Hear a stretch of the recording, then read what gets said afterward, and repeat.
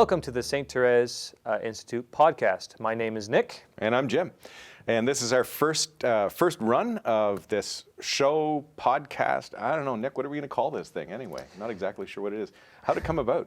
Well, basically, we decided that there was, and we would ask students as they left St. Therese what they would have liked to receive as they went out the door. And many of them said that they would have really enjoyed hearing some kind of a podcast or talk show or something along those lines from Jim and I. I'm kind of surprised. I thought they would have had heard enough of us, but so we saw that felt need, and we just decided to put something up here. So that's cool. Kind of how it came about. And why would they want to hear from us? Tell us a bit about yourself, awesome. Nick. This is Nick Pirlo. He's the assistant director of St. Therese Institute of Faith and Mission here, and has been at St. Therese for a couple of been here for a couple of years now. And just tell us a little bit more about yourself. Sure. So I guess I'll start off more formally. I am born and raised in Prince Edward Island, all on the other end of Canada. And I got my BA in Religious Studies from the University of Prince Edward Island, my MA from the Maryville Institute in England. But luckily, academic credentials aren't my whole life, thank goodness. I got married to a lovely woman named Denise Mallet, who's a Saskatchewan resident, so that's part of the reason why we're actually here in Saskatchewan. You marry a Saskatchewan girl, and eventually she wants to go home. So that we made the trek across across Canada about 2 years ago now. Saw the job offering at St. Therese Institute, and well, the rest is history. Here we are. About myself, I love board gaming. I'm an avid wine and beer maker, not in terms of being professional, but I just love making those things on the side as a side hobby. And I just love expanding myself. Excellent. Okay. And how about yourself, Jim? Tell us about yourself. Well, I'm the director of formation here at St. Therese. I've been here since the first time the doors opened here in the first class. So that would have been in 2007. So it's been 12 years, and it's been a real grace to be here, a real joy. I'm originally from Ontario.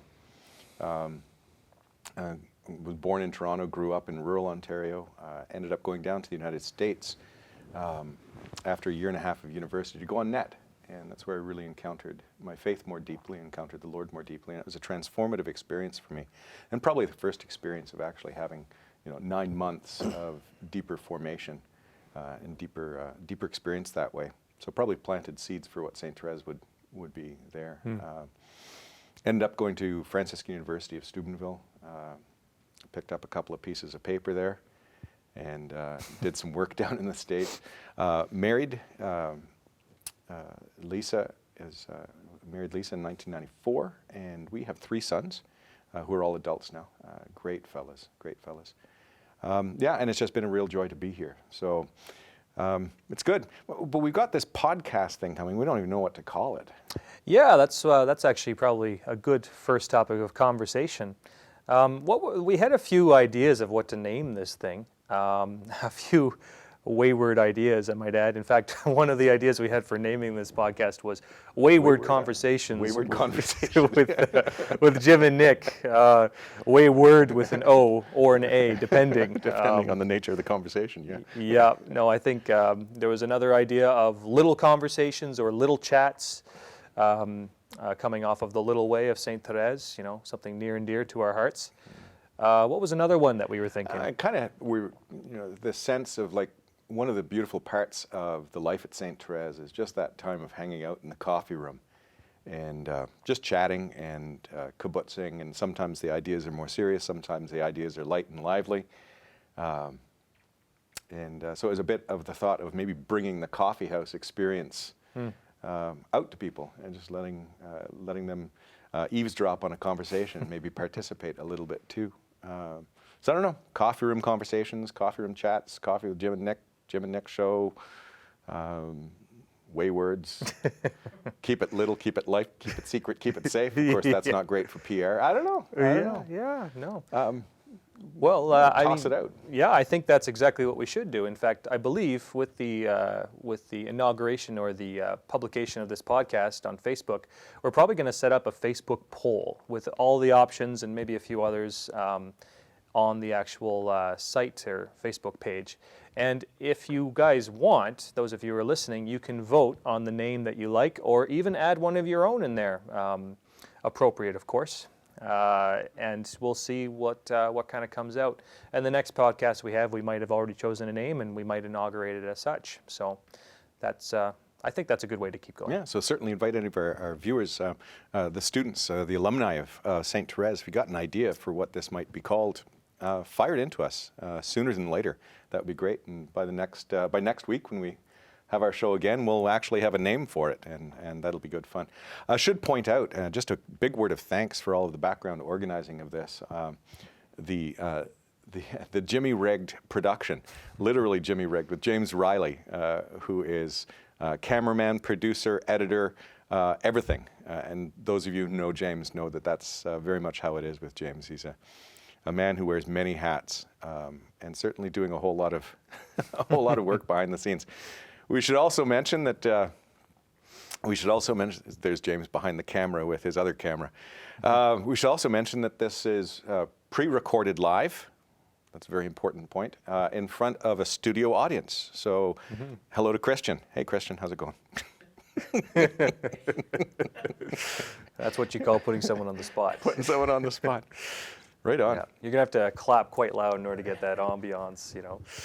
So again, just inviting your names for the show. Nick, I'm really looking forward to seeing what that's going to turn out to. It's kind of fun. Yeah, I know. I've got my own little favorites here and there, but I have no doubt you usually do. I usually do. We're both very particular in our way. Exactly. Well, perhaps that's enough about the Facebook poll. I would like to reiterate that we are planning to do this on a weekly basis for the time being.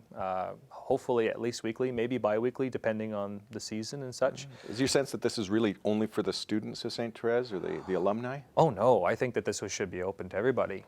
In fact, it is. That's what because we're doing. We are both just so incredibly clever and have so much that is of great interest to the world. Or incredibly conceited, one of the two. So no, I think that this is a good opportunity for anyone seeing into St. Therese, seeing what the personalities are that run it, as well as get a taste of some theological ideas being thrown around. Sure. And also just, I think it's just fun. I just really am enjoying the concept of just sitting down and having regular conversation like we have in our coffee room. Well, it was a lot of fun to actually have that conversation yesterday as we were preparing for this. And I think we were going at it for about an hour and a half, just tossing ideas around in the coffee room. So it's really kind of just bringing that conversation here. And we're realizing with the different ebbs and flows of it, the structure. We're going to start off with our welcomes and our introductions, but kind of the meat and potatoes of it was to actually raise a conversation, a topic for conversation, and without much pre-planning, just see where the conversation goes. And one of the ideas that we're talking about for today was on the Catholic sacramental imagination. Ooh, yep, that's right. That was going to be our topic of the day. Topic of the day. Yeah, I'm not sure if that's going to be a title heading for this or not. We'll see. Everything's in flux. But I guess the main question therefore, Jim, is what is a Catholic sacramental imagination?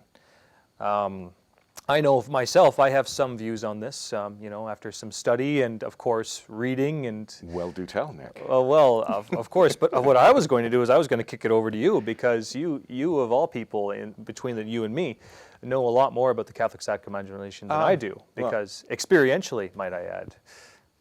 Well, okay, thank you. What I'm getting at is that Jim's actually written a book or two, and we'll talk about those books there in a little bit.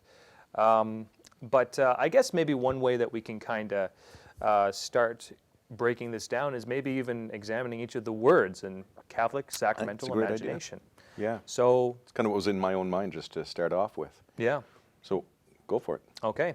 So Catholic literally just means universal. In another sense, it could be more particular, like the Roman Catholic Church. The way I like to view the Catholic and Catholic sacramental imagination is just those universal elements of human life and life in the cosmos, life in the created order. Those principal truths of reality that we as human beings and as creatures, admit to be as true, admit to be as good, admit to be as beautiful. Yeah, I think there's something, you're pointing to the objective nature, and I think that that's certainly an integral part of it. And I would begin the description the same way that you do, of looking at the word Catholic as universal and as being fundamentally human. So I think that there is the objective, and it's that we are focused on these objective realities. But I would also reflect that these are also subjectively experienced. So I would speak about these fundamental human experiences that we all experience. I remember having conversations with Archbishop Don Bolin about this. This is one of his kind of pet projects that he mulls on, is the notion of fundamental human experience: birth, death, love, family, parenthood, childhood, sonship, daughterhood. All of these fundamental human experiences, we all encounter them. We all have experienced them or will experience them. But how we experience them brings that richness and that vibrancy. So I certainly think starting with that notion of Catholic, universal, common to the human experience, objectively, subjectively, is important. No, I agree. I mean, in fact, I hear a lot of John Paul II in there whenever you're chatting, which is not surprising considering you teach Principles of Self-Determination by John Paul II to your second Nor surprising because you have very finely tuned JP2 ears. You like to hear everything through those filters. That's good. Yes, yeah, no, I'm a bit categorical like that. But yeah, no, I think that's perfect.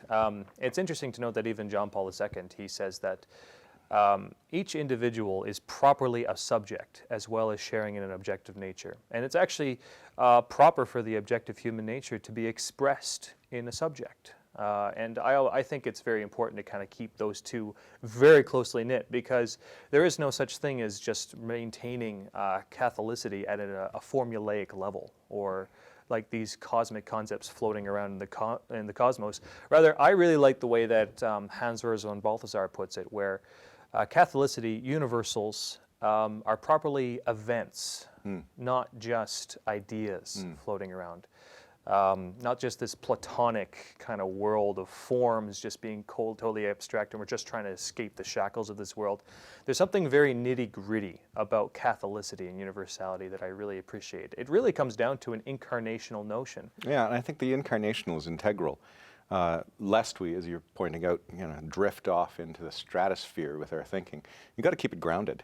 Or some dear friends of ours here at St. Therese would say, keep it grounded, keep it light, grounded and light, and that's that sense of grounded in the human experience, the incarnational. I think there's another nuance then to Catholic, and that will be attached to the second word, if you just want to Of course, I thought that was a natural segue. How can we really speak about sacrament unless we are coming from the Catholic perspective, meaning Catholic insofar as religious practice and teaching and doctrine. That notion of a sacrament being a sign of a very particular sort, a sign that conveys a very specific grace that is, in fact, what it symbolizes. And so when we speak of these small s sacraments, there's a way of seeing the world as a Catholic that is grounded in these universal experiences, these fundamental experiences, our subjective experience of the objective realities, that helps us to see things as, one of the terms that I like to use a lot is that notion of an icon, that we don't just simply see the paint, the plaster, and the wood, but we see through that to the deeper realities as icons called windows to heaven. And I think that really captures that notion of sacramentality, is that we see that the world around us, or as Gerard Manley Hopkins would say, the world is charged with the grandeur of God. All things are charged. There's a deep resonance that resides in things. No, I actually quite appreciate that you just quoted Gerard Manley Hopkins on there, because I remember actually coming across that exact poem and that exact quote because it was in a class on Catholic social teaching, of all things. Oh no, it wasn't Catholic social teaching. I had a class on beauty. It was very similar to your Way of Beauty course. And I had just finished reading, I think, a short story by Flannery O'Connor. And the professor had apparently just posted this poem at the very end accidentally or something like that. But with this professor, it's never accidental. It's never accidental. And so this will tie into our reflections later on applications of the Catholic sacramental imagination. But I always thought that this notion of the world being charged or energized, electrified with the presence of God to be very fitting, a very fitting image for a sacramental imagination. I mean, of course, you know, a capital S sacrament and then a little s sacrament perhaps maybe could be distinguished here. And well, I think they would necessarily have to be, and yet they're going to be rooted in the same understanding of sacramental economy, how these things work. Well, maybe you'd like to just clarify the distinction. Well, I'll give it my best shot. You teach sacraments to the first years. You do too. Yeah, I'm more the spirituality guy, I guess. But even then, you've got a one-up on me. Yeah, so capital S sacrament would be a sign that makes present what it signifies. So, for example, oh, I like the slip that you made there, though. Makes pregnant. That's beautiful. Oh, you're getting all merry. So how's Denise, by the way? Pregnant. Yeah, we're expecting our. So go on, carry on. Yeah. Makes present, makes pregnant. I want you to makes run pregnant. with that one, Nick. Oh my gosh. Well, you know, who knows? You took us there. Yeah. Well, a capital S sacrament makes present what it signifies. So, for example,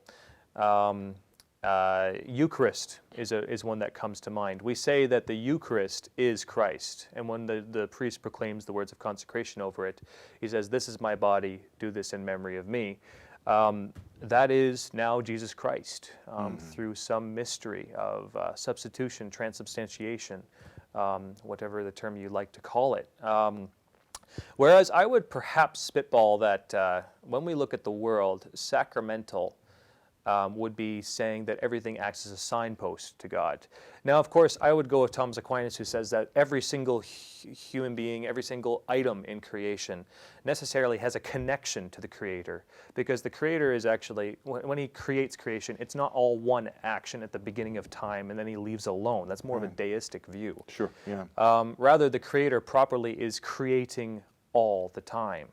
And so in that sense, that implies that there's this fundamental relationship that is undergirding all things. And this I think, sets up even our previous discussion of Catholicity. But even undergirding kind of removes it from it, because when we speak about foundation, you can think of it undergirding, but I think it much more, as we were speaking with the notion of Hopkins, it's charged. Oh, yes. It inspirits, kind of like God breathing. He's constantly breathing into the very essence, or in fact breathing the very essence of all things into all things. Of course. He is the eternal now. So time is actually the first of his creatures, carved out of his eternity, which he is eternal in. Just a thought, yeah. Oh, Sorry, no, back to you. I think that's beautiful, because you can look at this in a fairly cold sense. But really, if you think about it, this God who is in relation with the world and creating each thing constantly, it means he's intensely interested in it. And I really love the image of God as an artist. Because you could think of God as almost this automaton, kind of creating the world as such and just maintaining its functions, and then each of the creatures goes about its own business. But rather, God is actually interested in painting a marvelous tapestry, or painting a marvelous painting, or weaving a grand tapestry. And so he is fundamentally interested in every hair of our heads, as Scripture says. And obviously more interested in you than me.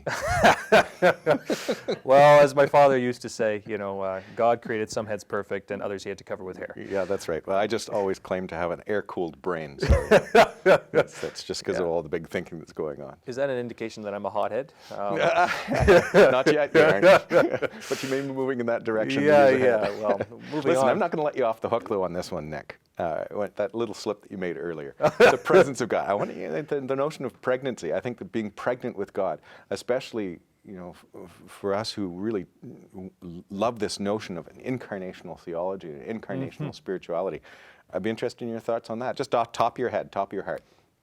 Well, I think that, I mean, and I haven't looked into this that deeply, but something that from St. Paul comes to mind.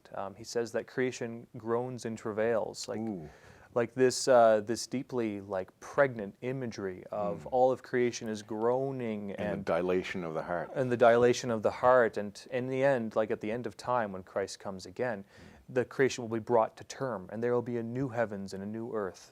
You know, we have the conception, if you will, of the new creation already being planted within us, and that is a continuing reality that breaks open as we go forward in sanctity for each of us. But there's also this notion of the whole cosmos in this pregnancy, I would argue. And to tell you the truth, it's one thing that's been percolating in the back of my mind for a little while. I was talking to Scott Powell when he's a speaker who came for our Lenten conference this year, and he has a good conference. Yeah, it was an excellent conference, and he also, just a bit of a plug to him. I know this is for free. Take that as you will, Scott Powell. He does a podcast called The Lanky Guys, where him and his priest friend they talk about this upcoming Sunday Gospel. So check it out; it's really cool. But he was saying that he did his whole PhD thesis on this question of creation groaning in travail, and he related it to ecology and care for the earth. And I think that we could perhaps turn that to our purposes here. Whenever we think of creation, whenever we look at it in a Catholic sacramental imagination, we haven't even got to the third word yet, I think that we see God being concerned for the world like a mother. He's wanting not just to bring the perfection of each human being, he's wanting to bring the perfection and the ordering of the whole cosmos. And that's with this giant tapestry he's weaving. And so we as human beings, when we embrace a Catholic sacramental imagination, we are actually being introduced into what you could term a theodrama. You know, we are actors on the world stage of God's grandeur. And so for me, that's precisely what gives me life, to have this broad, dare I say, metaphysical picture that is more dynamic. It's not just metaphysical concept, it's narrative. I think that's important. You're speaking metaphysic, and I'd like to come back to that. Before we move on from the pregnant thing, though. Oh, yes. Because I think that's a really important thing. It's actually the very moment of incarnation. It's here the Word became flesh, and I think that this is actually really central to what the Catholic sacramental imagination is. That fundamental human experience that all of us have experienced is that conception, gestation, birth, and new life. And certainly our God entered into this. Here, the Word became flesh. That's a sign at Nazareth, at that place of the incarnation. Here, the Word became flesh. The Word of God, the Logos, another way of defining Logos is word, is meaning.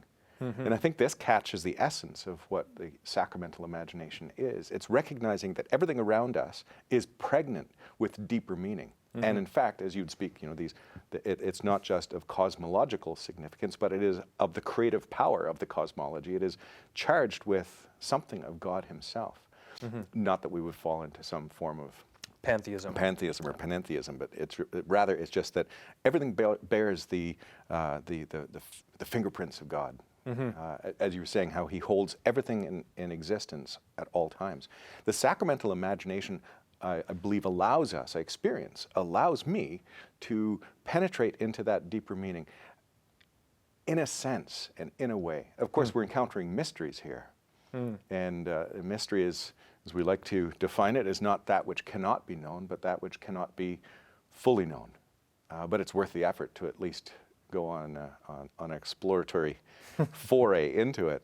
So with that notion of the sacramental imagination, here the Word became flesh, and it's making the Word flesh, and it's penetrating into that depth of meaning that sustains the foundation of all meanings. And imagination, I think it's important that we mention that too. Well, what is the imagination? The imagination is part, as Thomas Aquinas would say, is one of those interior sensitive powers coupled with memory, and helps us to appreciate the created order around us. And link it, as we are human persons, with the deeper ideas and the significance, the concepts of that. So there we even see that sense of sacramentality, that the image allows us to enter more deeply into the concept, the idea that's behind. Now I've got all of my first-year students who suffered through critical thinking with me, wincing a little bit, either wincing or going, oh yeah, I'm not sure. Anyhow, your thoughts on that? Well, it's funny. Not on critical thinking, but on it. Well, just to say something about those students in critical thinking, I remember tackling this stuff for the first time too, and it was a lot of labor pains. That's right. Yeah. Oh yeah. Feel the burn. Feel the burn. And I keep telling those students too, like John Paul II didn't know what to make of philosophy the first 4 months dealing with it, and that's your course, you know. So if John Paul II had a hard time, you know, we have a bit of permission. I agree with your articulation of imagination. I think it's totally fascinating too, though, how Aquinas, and he relies on Aristotle for this, but he's distinct in his own right. he says that it's actually fascinating how for him, every single act of the intellect for anything we do actually relies on imagination. Yeah, we're body, soul, unity. And so the work of the imagination and the work of the spiritual faculty of intellect are conjoined, not the same, but conjoined in the human person. And I think that's part of the richness of our humanity. Yeah, exactly. And I think this even connects to the sacramental, dare I say, incarnational perspective that you and I share, as well as the Catholic tradition, which is that we take seriously the body and we take seriously our flesh and blood. And I would also argue the sensual life. That's part of it. Not to go overboard with that. And I think Christopher West would speak about this too, is that balance between the stoic and the addict is the mystic. And I think that really leads us into what the application of the sacramental imagination is. It's ultimately living a mystical life. Now, we tend to think of mystics as being, floating around in the sky or something, or having visions. And really, it's the mystical life is about actually being able to see all of the created order as an icon to something deeper. C.S. Lewis would speak about this from the argument of desire. Yeah, and it's actually interesting too that you mentioned the mystic and this notion of like someone levitating away or something, Joseph Cupertino or Teresa of Avila. And I think the way to view a mystic in that sense of these great contemplative experiences is actually to see an unfolding of the deeper reality of what's actually going on, that the world is, as you said, charged with the grandeur of God, and that these are extraordinary expositions or maybe a turning of the veil on what the ordinary extraordinary is already there. The ordinary extraordinary. The ordinary extraordinary is the extraordinary extraordinary, and then the ordinary extraordinary, and then we just get wordiness. And that's just so much Nazareth, really. Yes. Yeah. That the ordinary is charged with greatness. Imagine Nazareth, that hidden home in this obscure village, and there dwelt, divine incarnate love. Yes, no, exactly. I even think, the Catechism tells us that Jesus grew in a human manner. And so you even think of like Joseph and Mary, and this might be over sentimentalized, but I think it's taking seriously the incarnation. Joseph and Mary telling him stories and sitting down and actually unfolding the realities of like even looking at a tree and appreciating it and seeing God's grandeur in it. Yeah. In his humanity, he would have had a restored humanity in that sense when he was born. He was born without sin. But like he too had to come to learn how to see these things in his humanity, albeit in a mystical, mysterious manner when connected with his divinity. And so I love, I think it was Bonaventure's point, and then Romano Guardini echoed it. He said that when you want to contemplate Christ, try putting aside his divinity for a time and actually focus on his humanity. We have to be careful not at the expense of his divinity. Of course. And I don't think we could choose Romano Guardini or Bonaventure. No, not at all. But that it's helpful to know always in balance, but to focus on the humanity, which I think is what we're doing. That's the essence of the sacramental imagination, is not to fall into the realm of the Stoicism, which would set aside the physical world, the material world, the world around. That's the beautiful of the sacramental sense of the Catholic Church. Filled with statuary and bells, smells, candles. Like here, we have two candles lit for a specific reason. It's that it all leads to something else. Interjecting here, I know, but there's a thought I wanted to share. Is just a thought that I'd been introduced to just a couple of weeks ago when we had a guest presenter in the Way of Beauty class, a fellow named David Kang, who is a film producer, writer, filmmaker out of the States with Etche Films. And he was speaking about this notion, because in the Way of Beauty class, we speak a lot about postmodernity and postmodern thought. And he was actually reframing that without being very direct about it. He reframed that, and he started speaking about post-enlightenment thought. And I was really struck by this, and I've been chewing on it the last while.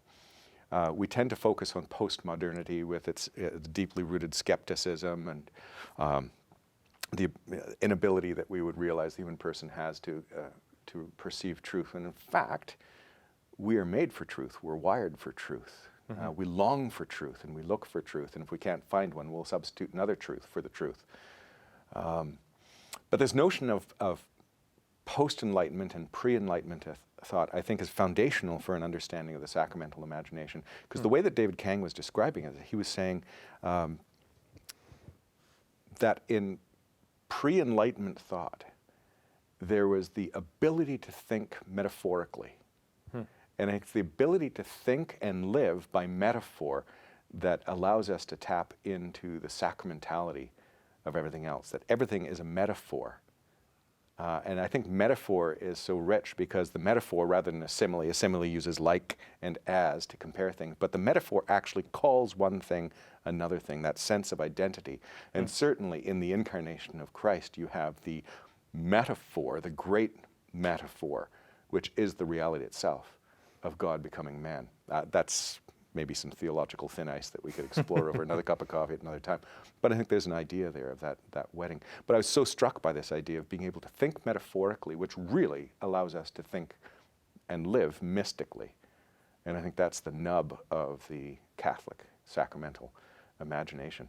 But you made an interesting point about imagine Jesus and Joseph and Mary. Imagine Jesus in Nazareth sitting at the feet, playing on the floor with, I don't know, the latest little wooden horses that Joseph constructed for him, a little fire burning in the hearth. What were the stories, do you think, that Joseph and Mary were telling him?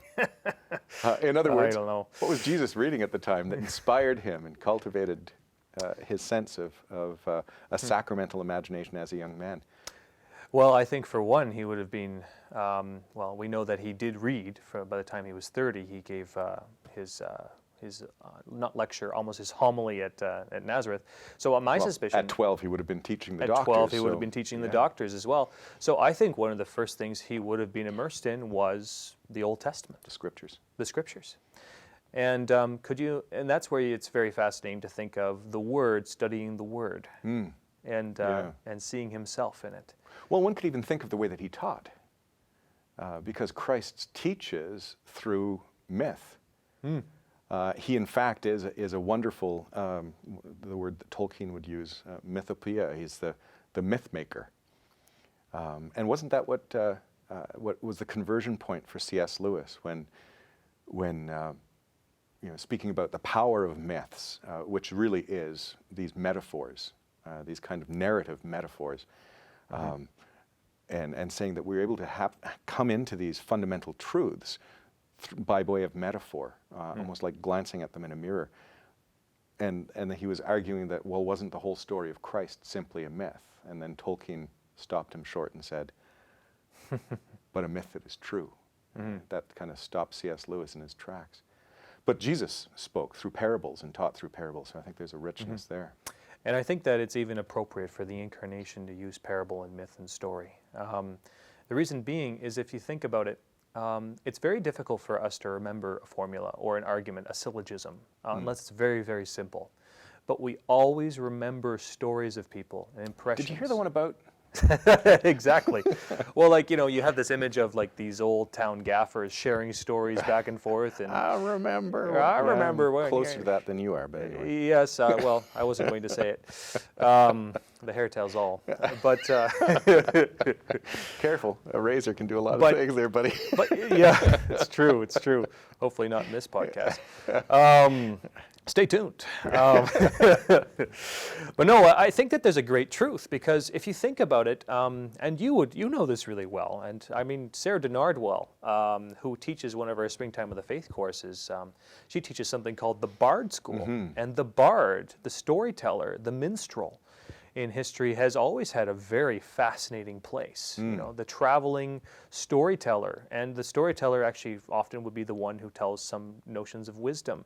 Rabbis and teachers, priests throughout the ages have used story as a means of communicating deeper gospel truths, or Catholic truths. Well, but this is the way that it has been traditionally. It's the family gathered around the hearth, the tribe gathered around the campfire, and the elders share the lore of their people and convey truth and meaning.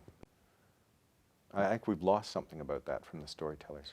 Well, and I think it ties into a bit of our Enlightenment, post-Enlightenment kind of predicament. Because with the Enlightenment, what you find is a lot more of an emphasis on reason, and not just any kind of reason. It's more of a mathematical, syllogistic reasoning, and that being the primary thing.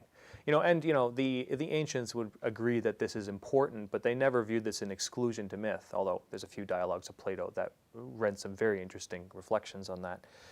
And so there was a suspicion of that kind of stuff. One of the things that I do find hopeful at times in postmodernity, which has multifaceted, it's very hard to pin down, is that there are some strains that, even though they are suspicious of meta-narrative, they are willing to dialogue with narrative and using story and narrative and all this kind of stuff. The importance of personal experience is so foundational, and the subjective experience. And I would concur. I think it would be foolhardy to throw the baby out with the bathwater. A favorite expression at St. Therese. Yeah.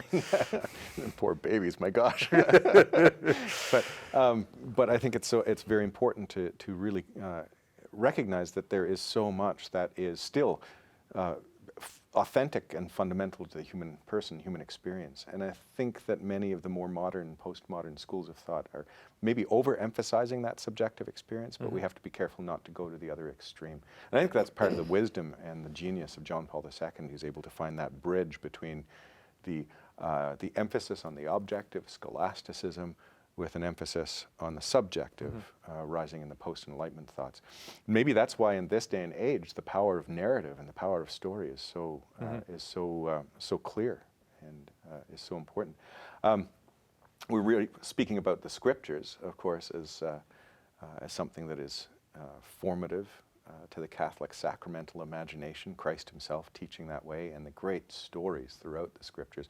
I remember, I was baptized when I was 12, but I remember some of my first experiences of Christianity at all. It was a teacher that I had, and I remember in grade 6, and Harry Holtz, he would read the Bible. So this isn't a public school too, and he would read the Bible stories. And I remember the story of Noah. That was the one that really caught my attention. I don't think I'd ever heard it before. I was in grade 6. I might have been somewhat familiar with it, but actually hearing the story, I remember it captivating me. The story captivated me. I wonder, just as a thought, you were talking about what stories did Jesus know, and he teaches that way, and that's a story that captivated me, but what stories have captivated you? What stories have shaped you and have inspired and cultivated that sense of the sacramental imagination? Well, I'd love to answer that. And I'd just like to note it's kind of a nice little tie-off, because we began talking about John Paul II, and now we ended on the same thing. There you go. So I think this is a great spot to start talking about this. Really, for me, I in terms of biblically, I've always enjoyed the story of the Exodus. I've always found Moses and God speaking to Moses out of the burning bush to be burned into my mind, if you will. But other than the Bible, which is a very rich resource, in fact, I remember there was actually an interview Word on Fire Institute did with the producer or the director, I forget which, of all things, the Buffy the Vampire Slayer, which is like, okay, but Word on Fire is known for going into the peripheries that way. And he said, one can't be a good writer or a good storyteller without reading the Bible. Yeah. And I always thought that was fascinating when I heard that. And so, in many ways, if you're trying to engage in this Catholic sacramental imagination, engage with the Word is my recommendation. Yeah. But so in my engagements with the Word, the Exodus has always stuck out to me. Genesis has always captivated me. I find Jeremiah always has an interesting place. He's kind of the most politically incorrect figure in the entire Bible, other than Jesus. But that's that for the Bible. In terms of actual literature, maybe. Yes. And just before you move on, because it's interesting you're speaking about needing to be familiar. It's good to be very familiar with the scriptures. I remember an English class that I took that was saying there are actually only two great stories. And every other story is a derivation of those two great stories. One is the story of the fall. That is the story of sin, and the other is the story arc of redemption. And actually, a good story is going to have one or the other or both of those tied in. Off they do. And in the English class, it was Shakespeare. And certainly somebody that I would not consider myself an expert in by any means, but certainly extremely appreciative of Shakespeare and the great stories. So maybe we can start our little collection. Shakespeare, I would throw on as a good one for developing a Catholic sacramental imagination. Now, if your high school experience is anything like my high school experience, it was challenging to get through the words. And often I find that teachers tend to just jump right in, try and dissect right away. Well, it's a play. It's meant to be read in whole. I remember watching a documentary with Al Pacino, who once said that Shakespeare is a little bit like rap music, which was an interesting comparison. But it takes a while to tune the ear to. So what I would suggest, and so it's certainly something that I've enjoyed in developing this imagination, this is certainly pre-Enlightenment, is the movies. We're tying culture a little together, so the plays themselves to be read, but also the movies. Kenneth Branagh, especially his productions, and they're beautiful. Brilliant. So, Yep. yeah, but this notion of these two story arcs. Yeah. No, I would agree with the Shakespeare thing. In fact, I remember reading Julius Caesar aloud in high school, reading, oh, this is a fun one, Much Ado About Nothing. I loved that play. And I was lucky to have high school instructors who had a conviction that it needed to be read aloud instead of just read on their own. And they encouraged entering into character. Oh, so you got up and acted them out in front of everyone? Yeah, you had the option to do that sometimes. And so I remember doing Much Ado About Nothing, and it was just stupendous. But yeah, Julius Caesar... I can feel my heart. I'm just feeling for all of those poor introverts. I would have been in high school too. It's like, do not look at me, do not look at me, do not look at me. Yeah, exactly. Well, that's part of it too. You put yourself out there, self-transcendence and all the rest. But yeah, it's hard for a 15-year-old to do. Yeah, it's one each one needs to do though. Yeah, so I would agree with Shakespeare. One thing that Shakespeare really drew upon is I would not discourage classical mythology as well. Absolutely. I've greatly benefited from my reading of Greek and Roman mythology.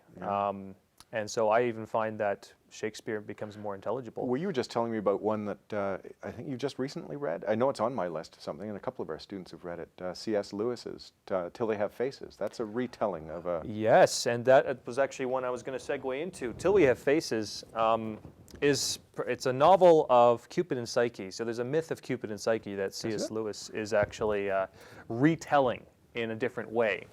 And it's the one word I would use for that book is I felt haunted afterwards. Like it would haunting is, oh yeah, go ahead and put it up.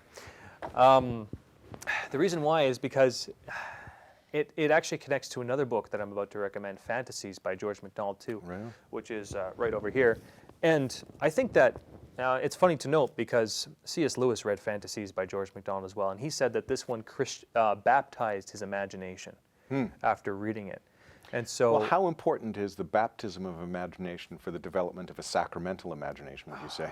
Oh dear, that's a good question, and I honestly don't. I think it's important. I couldn't tell you exactly how at the moment, just because my mind's going blank.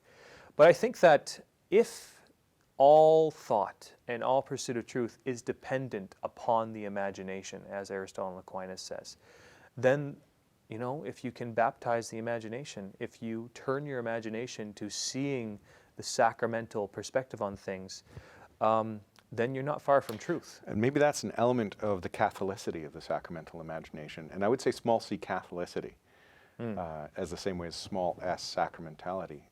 Small c, because it is about that universal and about these truths. But I think there is a purgation and a purification of our intellects, of our imaginations that do have to happen. I agree. Particularly in a culture which tends to be often lacking any sense of a moral compass. And so I think the baptism of the imagination is a beautiful thing. And I think it's an interesting thing to think as sacramental baptism happens with water that affects a spiritual cleansing, so too in small s sacramentality, maybe an immersion in truth, goodness, and beauty through the written word cleanses and restores one's imagination. I think that's a beautiful notion. Yeah, and I have two thoughts. One thought just on what you said there, and then I'll finish up what I was going to say about Till We Have Faces and Fantasies. No, sorry to have interrupted you. Oh, that's all right. We do all the time. We do. We do. Anyway. Anyways, Go ahead. Go ahead. I'm just kidding. Yeah, so I think that with regard to baptizing the Christian imagination, when you think about it, like, you know, a baptism is a suffusion of grace, the divine life. I wonder if this would be, I wonder what C.S. Lewis is talking about, baptism, whether he was meaning capital B or little b.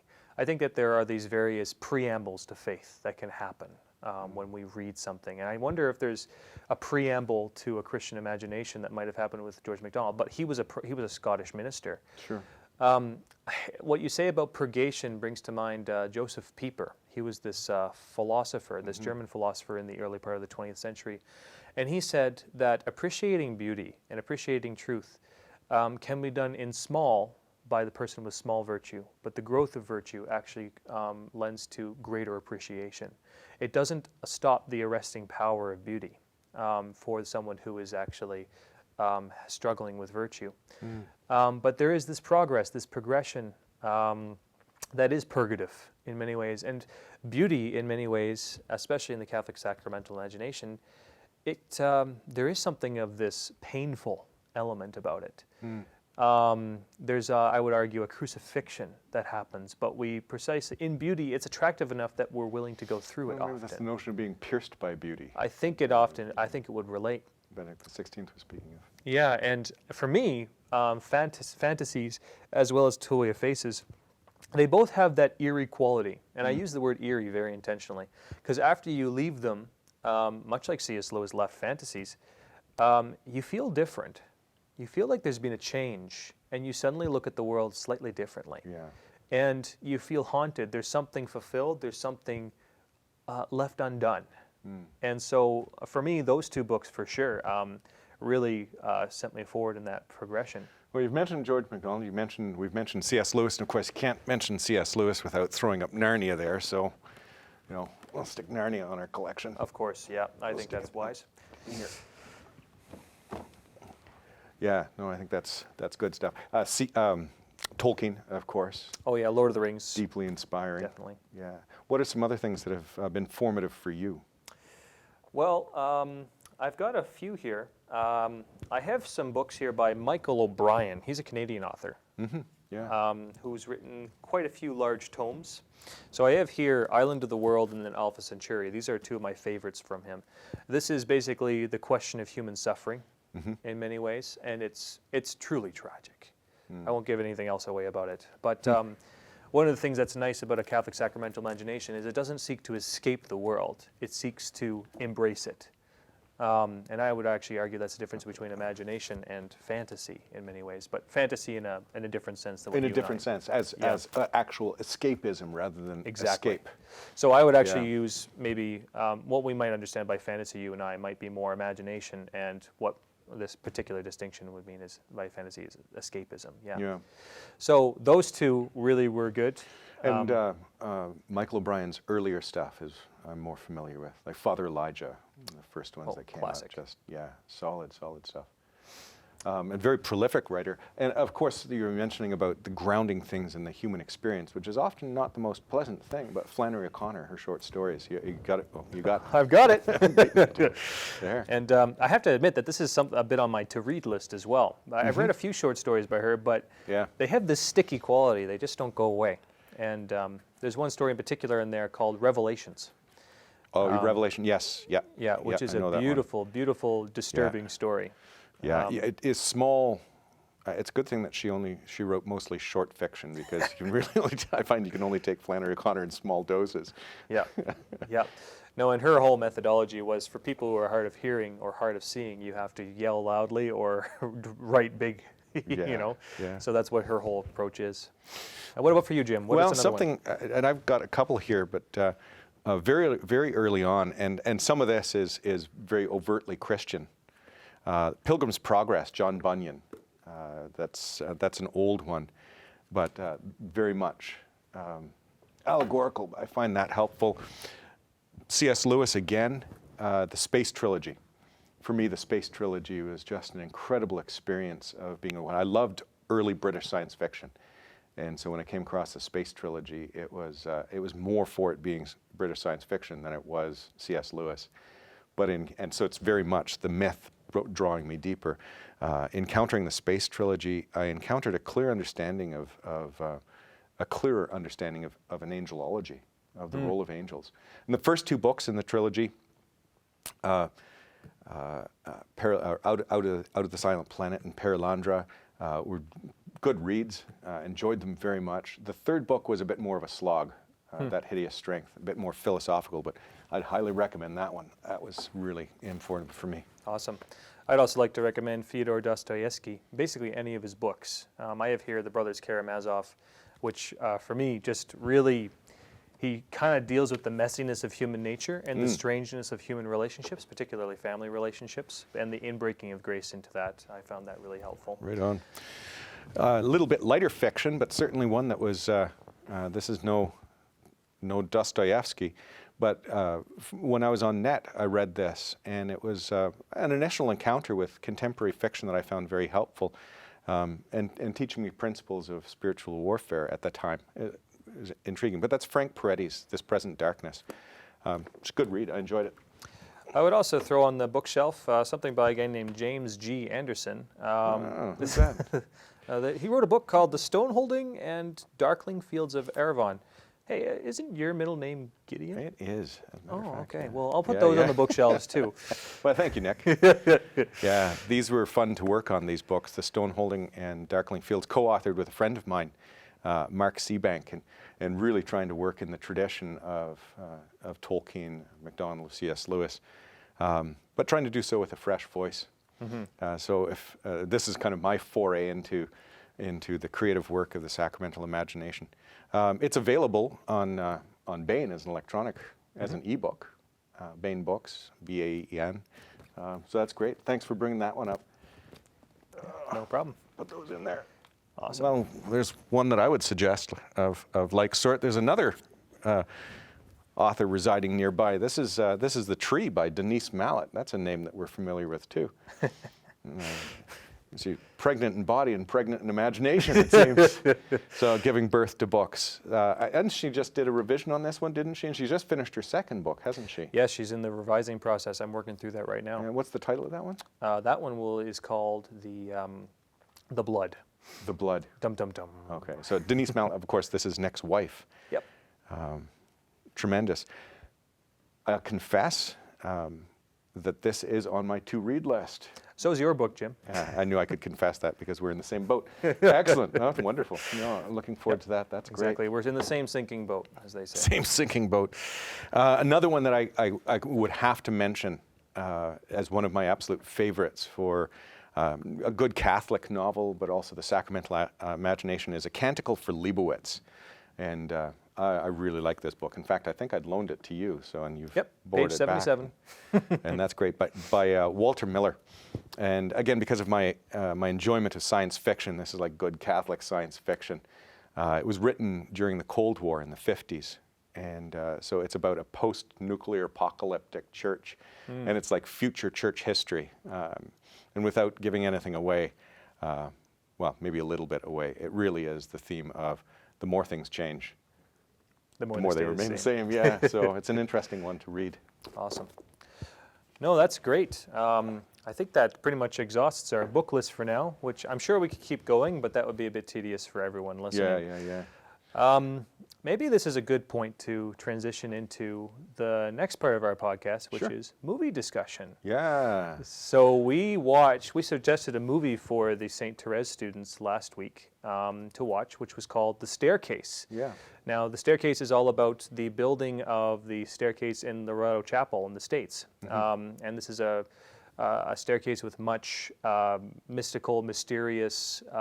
Speaking of legend and lore. A legend and lore, surrounding it, where these nuns had built a chapel, and for some reason, the staircase up to the choir loft had been forgotten. Yeah, overlooked. And so, the architect hadn't noticed it, the master carpenter hadn't noticed it. The Mother Superior hadn't noticed it. Mother Superior hadn't But when she did. But when she did, all things went loose. Yeah. So there was this mysterious figure who historically they still don't know his identity. Speculation abounds. who came in and built this staircase, which to many is a feat of engineering and architecture. And some even speculate that it was St. Joseph himself who built it. Yeah, you seem a little bit cautious and chary about jumping into that, and I'll jump in wholeheartedly. I think that's wonderful. That's the very essence of this story, is that it was this mysterious person that literally rode out of the desert and that built this staircase using no nails, just pegged and glued together with wood, a spiral staircase, the only one that would have been anywhere near aesthetically pleasing and fitting in the very tight space, but did so in a most remarkable way with no center post, and then disappeared without receiving payment. And the Mother Superior at the time was actually had a great devotion to St. Joseph and was asking for his assistance. I rediscovered this movie, The Staircase, just after the, in the lead up to the Feast of St. Joseph, which we recently celebrated on the 19th of March. And I was in the middle of preparing to make a consecration to Jesus through St. Joseph. And certainly the last couple of years been leaning more into Joseph's heart. So I hadn't watched the movie in years, and it's an older movie, and it's not, it maybe lacks some of the flash and bluster of some of the more recent films, but there's something that is just so very profoundly beautiful, incarnational. Coming back to that notion of the fundamental human experience, there was something that was charged and fundamental about it that I really loved. You watched it recently for the first time, didn't you? Yeah, that's right. And I found it very, very striking. I went into it kind of prepared for the worst in terms of, to be honest, because sometimes major cheese factor. Yeah, major cheese factor. Sometimes, you know, I'm sorry, Ignatius Films. Sometimes that's probably going to be bleeded out, but sometimes the acting in these things is not always the best, and it's a little painful. But the story is always what I go in for. You know, for I these didn't things. find much cheese in this one, though. I know. I was actually pleasantly surprised. It was very solid, and you know, even the person acting Jode or Joseph, Yeah. you know, it leaves it undone. Mr. Jode. Yeah, the Mr. Jode. He was particularly subtle in his acting and tender. That was one of the big things that really struck me about the film, was how tender. Yes. Jode, or I'll just call him Joseph, was in the film. Particularly in his relationship with Mother Superior, who had gone through some trauma earlier in the film and came out a bit jaded, you could say, because of it. Yeah. What was your perspective Yeah, on well, that?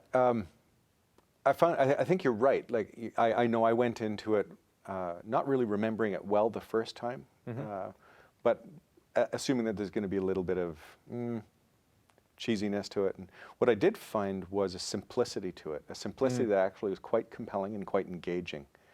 Tenderness, I think, is a beautiful word for it. It was very human. I found that the character that was playing the Mother Superior, she's very ill in the film. There was just a very real humanity. She was, and wrestling with her own struggles, her own pride that was coming out, and it was the tenderness of Mr. Jode that really drew her out of that, and he was able to meet her in her humanity. I remembered from the first time that I watched it, there was this kind of awkwardness about the relationship between Jode and the Mother Superior that at first sense kind of weird. It's like she's a nun. And even this last viewing, and I watched it, at first I had that sense, it was recalling to mind the words of Nacho, Ignacio in Nacho Libre. Have you ever had feelings for a nun? Like, you can see Jode has, I got feelings for a nun. But it's not handled in that kind of pubescent way that was coming through in Nacho Libre, as fun as that movie is. That was very human. There was something that was deeper in this film. And in retrospect, as I was pondering the film after watching it, what I was really struck by was the evidence in the film, in the story, of the chaste love of Joseph, the chaste spousal love of Joseph. And that really came through. So insofar as a narrative, as an example that helped to open up my mind and my heart through art to a deeper understanding of Joseph's love and tenderness, it was that. Like, there was a very clear affection of Jode for the Mother Superior and of Mother for Jode, and yet there was complete purity and complete chastity. They were meeting at a fundamental human, and he was being the quintessential masculine presence, the Joseph, the provider, the protector, very gentle, and guarding her dreams, and guarding her heart, and guarding her person in her weakness. And he recognized her weakness, and was unafraid of that. And she was able to, in a sense, be the essence of femininity, and bringing forth incredible life around her by being able to rest in this very pure and very authentic love of Jode, who then does disappear. But it's something that's very beautiful. I quite loved the movie. Yeah, and one of the things that I found totally striking about it was the deep symbolism that the filmmakers ended up doing. I'm not sure if it's historical or not, some of these points, but I'll kind of say some elements of the movie that tie into this theme. Was that, you wonder after, while he's building the staircase, is Jode's primary purpose in the film building the staircase for the chapel, or is it building the staircase in Mother Superior's heart? And you see this beautifully, this theme come out at the end of the movie, where Jode has left, the staircase is done, finished, complete, and Mother Superior, who is at doors, the death's door, decides, I need to climb this staircase. So she climbs the staircase, slips, and kind of drags herself up. But you can just see her strong Irish temper and will. Oh, yeah. Oh, it's an intense scene. Yeah. And they play music in the background. This fellow who Jode had accompanied and journeyed with comes into his own at that moment too. And then at the top of the staircase, Mother Superior lies down and in peace.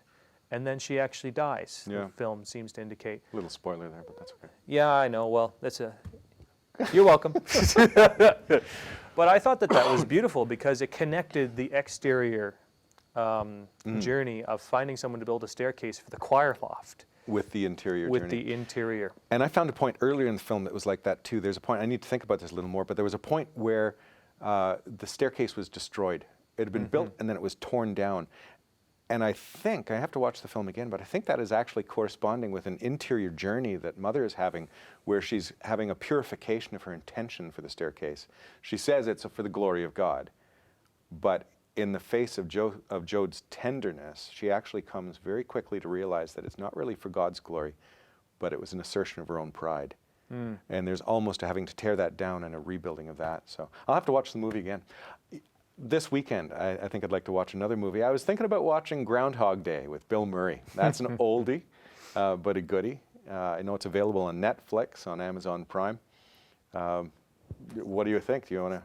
Well, I haven't seen the film, so much like with the staircase, I was willing to just go in and take it in. I'd like to see Groundhog Day. It's Bill Murray's been one of those actors I've been wanting to get up on for a while too, but I think I've heard lots of good reviews about Groundhog Day too. So it should make for an interesting discussion. Yeah. So next time we'll, with our movie discussion, we'll talk about Groundhog Day. If the listeners would like to peek into that, that's great.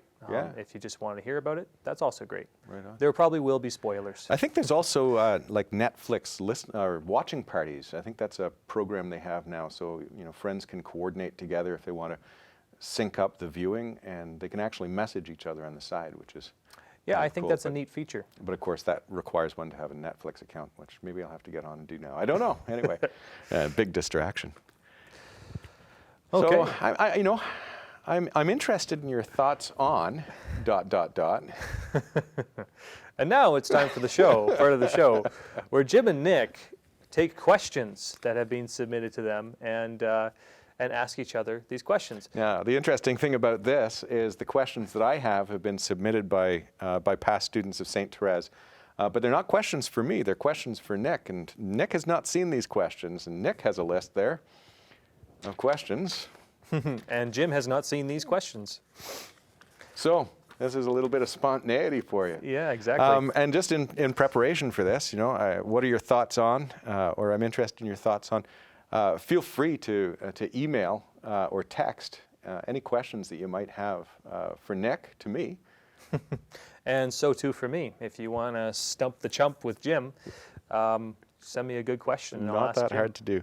And maybe that's a good point. Like, this is not so much about looking for stumpage, nor is it looking for necessarily trying to put any kind of embarrassment, but it's really is this a chance to handle some questions in a creative way and put things out. So, you want to go first? Okay, yeah, we'll do Age Before Beauty. You're Okay. asking for it now. So here's a question by Natalie Godin. Yeah. Jim, what would you love to be the patron saint of? Oh, and I love to be the patron saint of. Well, coffee. No, that's Saint Drogo. He's already taken that one. Patron saint of.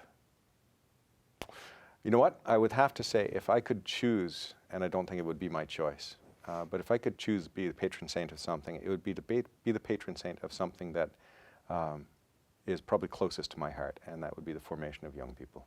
If I could be the patron saint of the formation of young people, or the accompaniment of young people, or encouragement, yeah. I don't know. We'll have to see. Probably what'll happen is I'll end up, dying from, lead poisoning from being stabbed by a pencil. I'll be the patron saint of graphite pencils or something. But anyway. Yeah, and just in case if that becomes true, good luck, alumni. You've never escaped Jim in that case.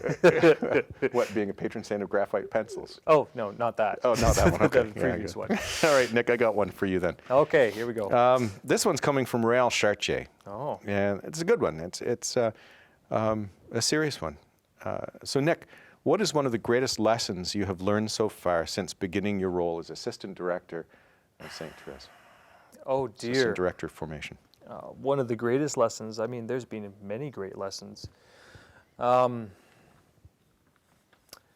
of the biggest lessons I've had, particularly teaching here at St. Therese Institute, and they're connected. It's I have two things really, they're two sides of the same thing, is a deeper understanding of the little way of St. Therese, and with that my Catholic faith, of course, and also gratitude.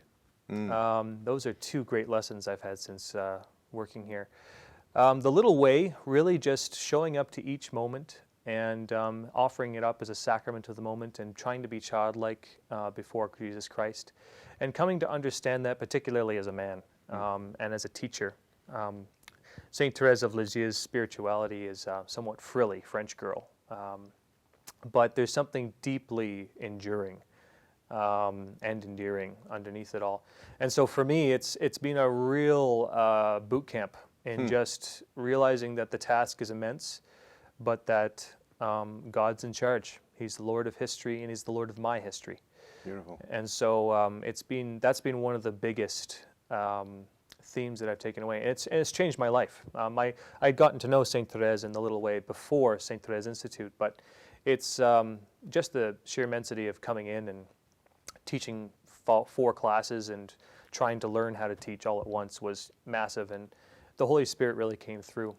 And then gratitude, the Lord spoke to a desire I had, which was to be involved in some way with the Catholic intellectual tradition, with teaching, with encountering truth and goodness and beauty in this kind of environment. And those are two big things there.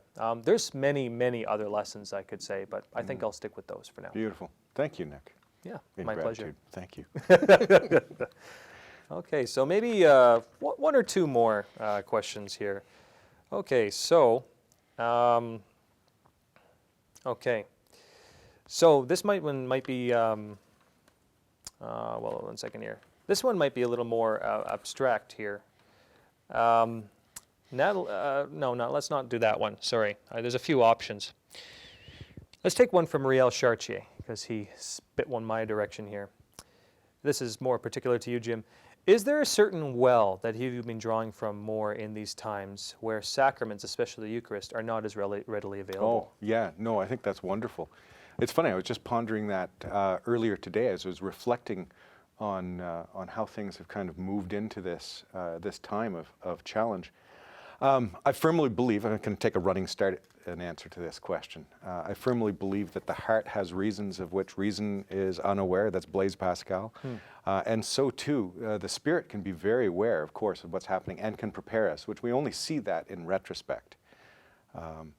And I think it's not insignificant by any means that the Holy Father would have declared Word of God Sunday for this past, the first one, for the third Sunday of Ordinary Time. That was just January. That's not long ago. Re-emphasizing the importance of the Word of God. And certainly in the movement here at St. Therese, what we've been doing over the last few years, focusing on that, if you make a home in the Word, if you abide in the Word, which was the gospel today. And how beautiful is that call of, if you remain in the Word, and my students know well enough when I'm talking about the Jerusalem Bible translations, make a home in the Word, you will know the truth, and you will truly be my disciples. You know the truth, and the truth will make you free. So I would say the deepest well that I've been drawing from, and the well that have been coming to regularly, and maybe that's good because that brings that practice. So now there's the ability to draw, is the Word of God. And living in the Word of God, Lectio Divina, and then sharing the insights. I think that's so important. I think of the image of the Samaritan woman at the well, and Jesus saying, if you knew who was before you. And I think in this time we can certainly have that sense of the Word of God saying, if you knew who was before you, and her immediate desire in having received the living water of the gospel from Jesus, going and desiring to share it.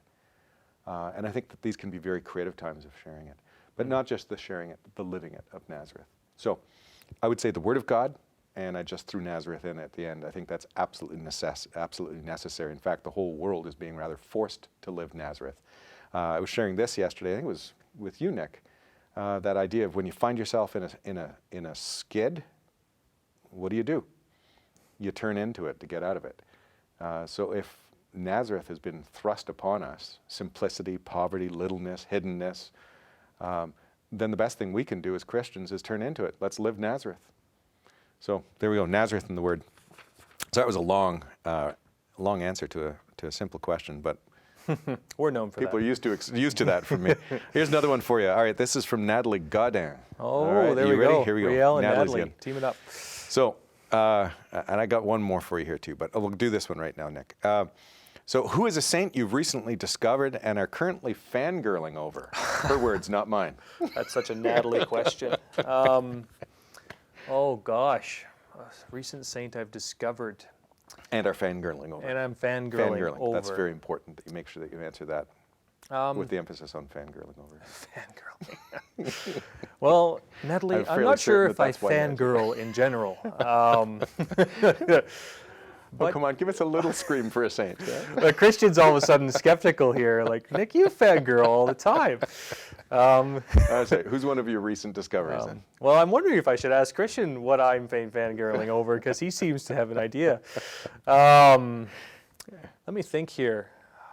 Recently, there has been someone recently that I've encountered, but I'm not thinking of their name right now. Maybe they want to remain in the background for now. But one person this year that I've really come to appreciate and get to know and have some warmth and familiarity with is St. Philip Neri. Oh, yeah.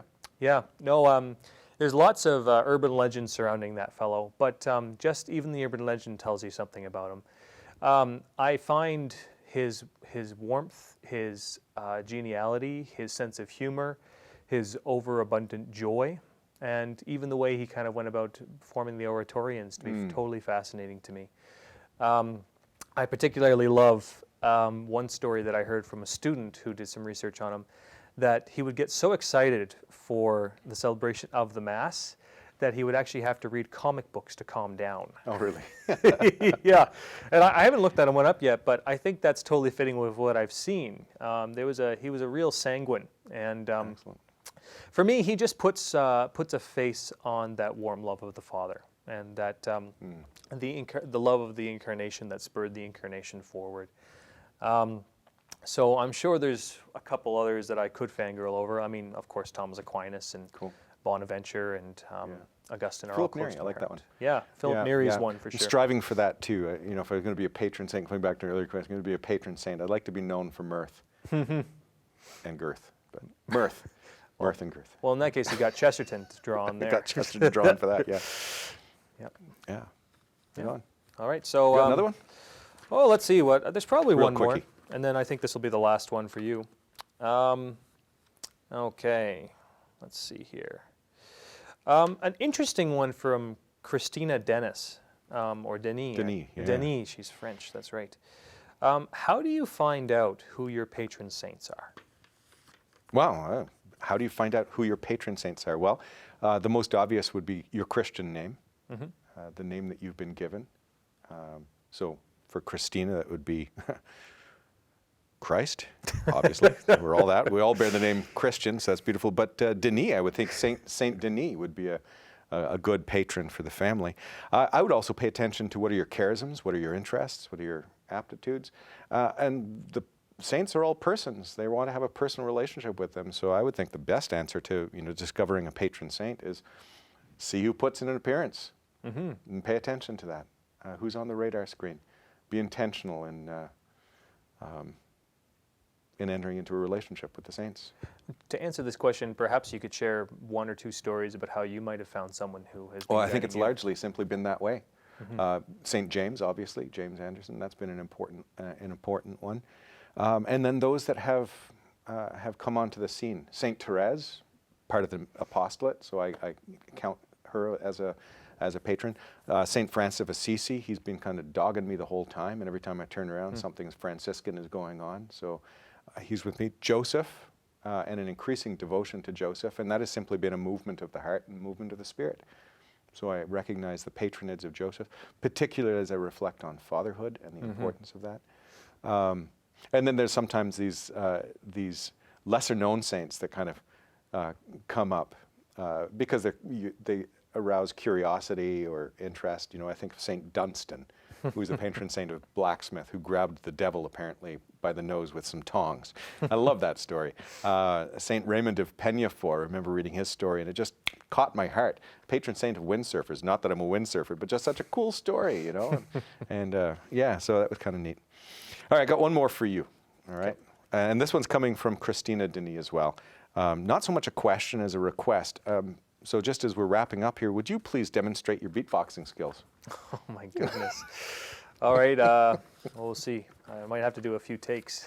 There we I go. think that's it. Good. That's about it. Yeah, that's That's all I dare. I was trying to think how I would go to answer that question, and I immediately was going to do this and say, "Oh no, that's bird box." My mistake. A little generational. What's beatboxing? Anyway, that's funny. So, time for the last word. Okay. Rock, paper, scissors. Oh, that's mine. Yeah, there it is we go. yours. Scissors Okay. over paper. Very so, fitting. I want to thank you very much, Nick. That was a good conversation. It was a lot of fun, and enjoyed this. And I hope that those who are watching have enjoyed it as well. I'll be very interested in your comments, your thoughts, your suggestions. Just a reminder, Groundhog Day is the film up for the weekend. We'd be very interested in any questions you want to submit. Those for Nick, come to me. Those for me, go to Nick. Feel free to text those or email them in. And if you got a name for what this thing, This podcast, this conversation. what was it? This mission, this quest, this thing. Well, you're obviously qualified. All right, so that's it. Goodbye. Thank you very much. Nope, mine's the last word. And that's a hand sign. No, I'm silent. you are. I am being silent. So goodbye. Okay, bye. Goodbye.